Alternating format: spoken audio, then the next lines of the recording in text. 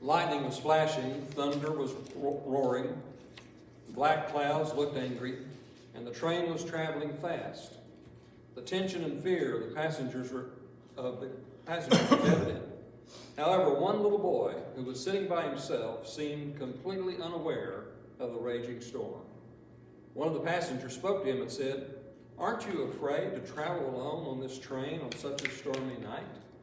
The little boy looked up and answered with a smile, "No, ma'am, I'm not afraid. My daddy is the engineer." David the psalmist knew the engineer. He knew the Lord. Psalm 139 is the greatest extended statement in Scripture of the omniscience and the omnipresence of God. Albert Barnes says, it is the most distinct and full statement of that doctrine which is to be found in the Hebrew Scriptures.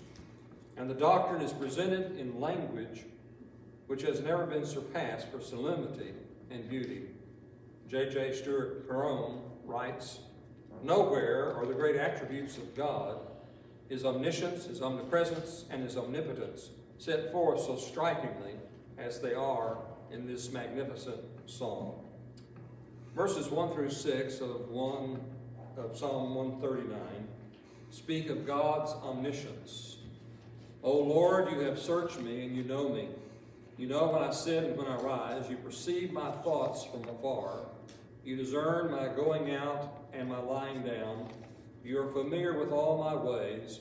Before a word is on my tongue, you know it completely, O Lord. You hem me in, behind and before. You have laid your hand upon me. Such knowledge is too wonderful for me, too lofty for me to attain." Omniscience, and that's a big word, isn't it? But it simply means all-knowing. God is all-knowing.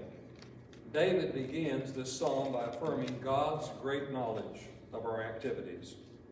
God not only knows our outward visible actions, but he knows the thoughts and intents of our hearts that prompt our outward actions.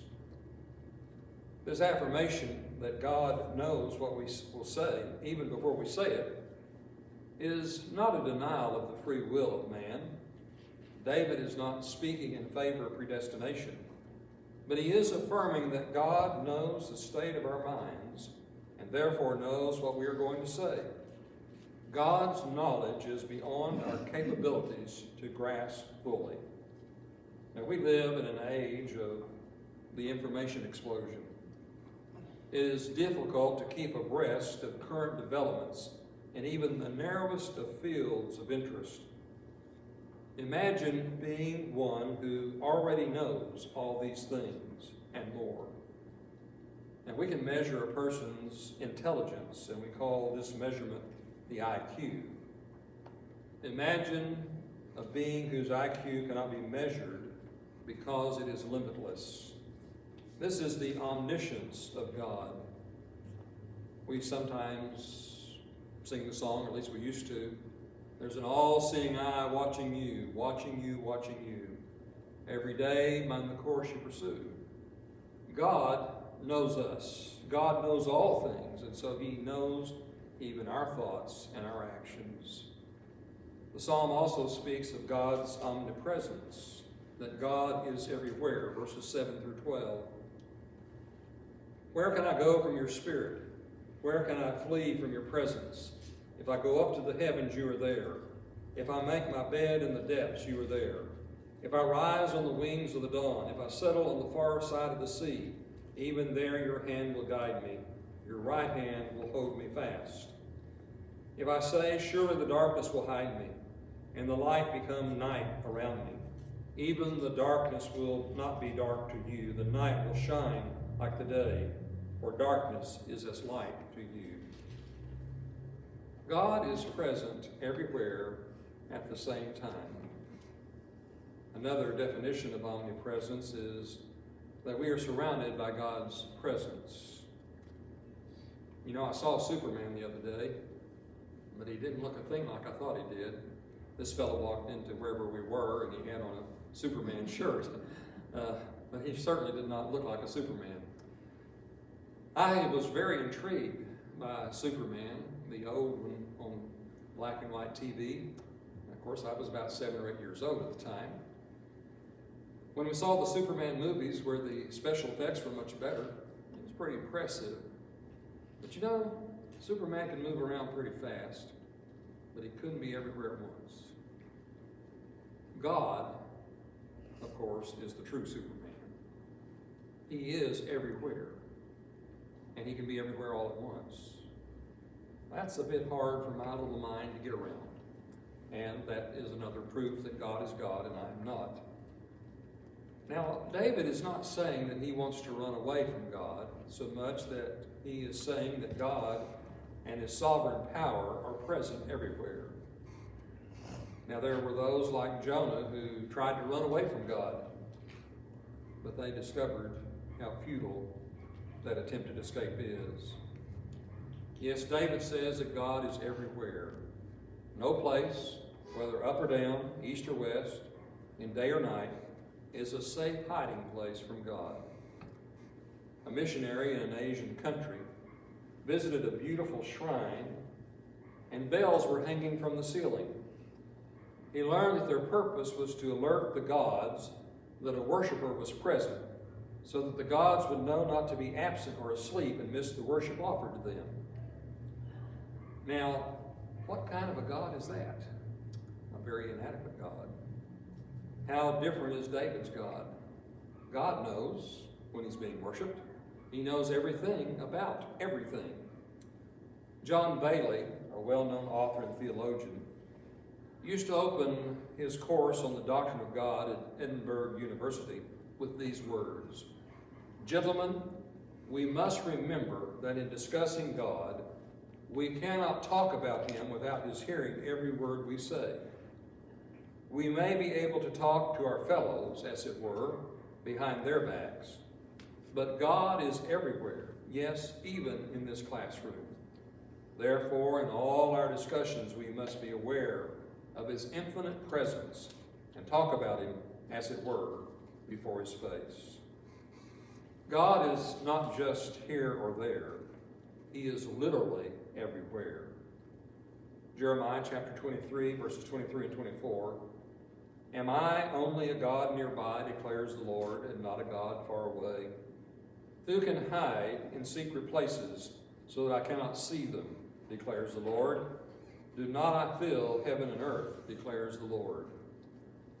Similar thoughts are expressed in the book of Amos, chapter 9, verses 2 and 3. Then we come to verses 13 through 16. "For you created my inmost being. You knit me together in my mother's womb. I praise you because I am fearfully and wonderfully made. Your works are wonderful. I know that full well. My frame was not hidden from you when I was made in the secret place, when I was woven together in the depths of the earth. Your eyes saw my unformed body. All the days ordained for me were written in your book, before one of them came to be. How precious to me are your thoughts, O God. How vast is the sum of them. Were I to count them, they would outnumber the grains of the sand. When I wake, I am still with you." Now, David has affirmed that God knows all of our actions, including our thoughts. David says, God knows what I'm thinking. God knows what I'm doing. He said that God is present everywhere. And it's an example of these truths, and in order to show that God's power is also present everywhere, David speaks of God's knowledge of the human body.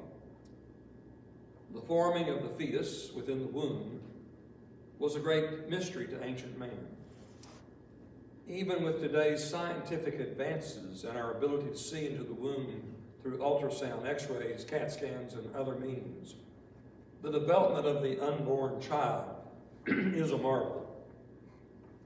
David claims that the providential power of God is at work in the forming of a child in the womb.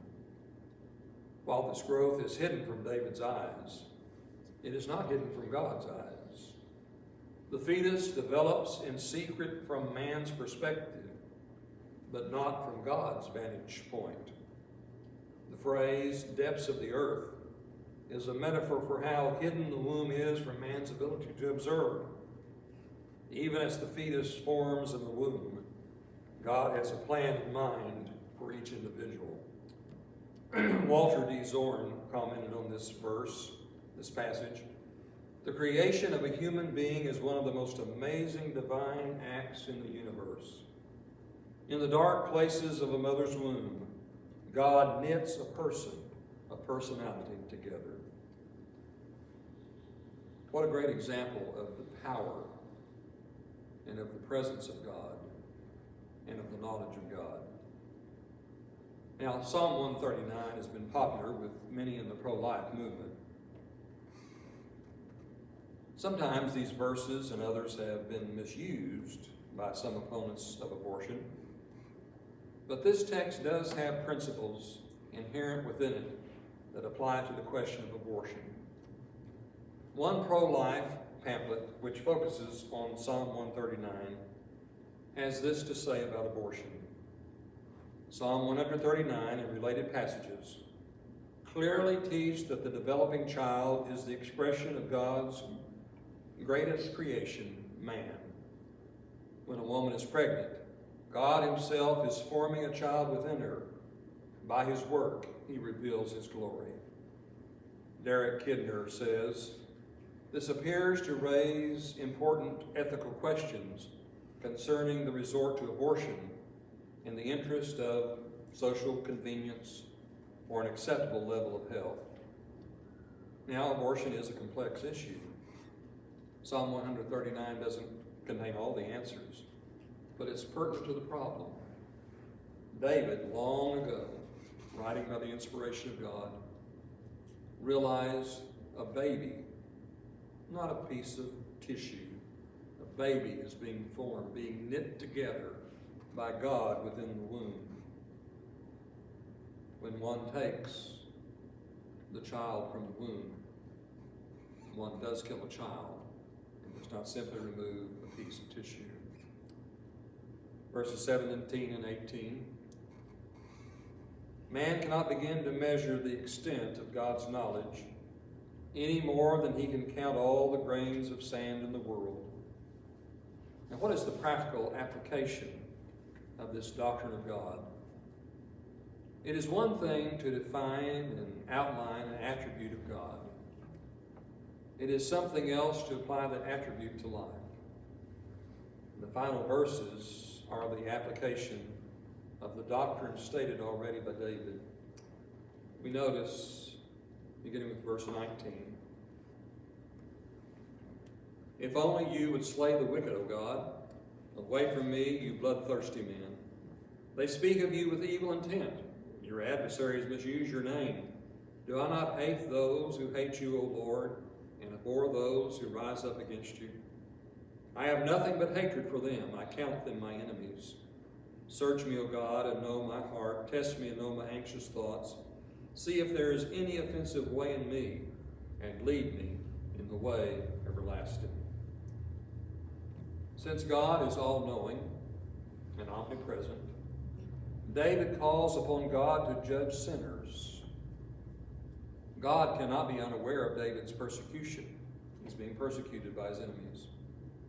God is able to stop their activity. David's statement falls into the category of what we call the imprecatory Psalms. David does not appeal to God so much for personal revenge, but the upholding of God's reputation against those who oppose God and slander him. To allow evil to go unchecked would be inconsistent with God's hatred of sin and his sovereignty. And so David concludes the psalm, verse 23 and 24, asking God to search his heart. Since God knows even the thoughts of man, David appeals to God for a thorough examination of his heart.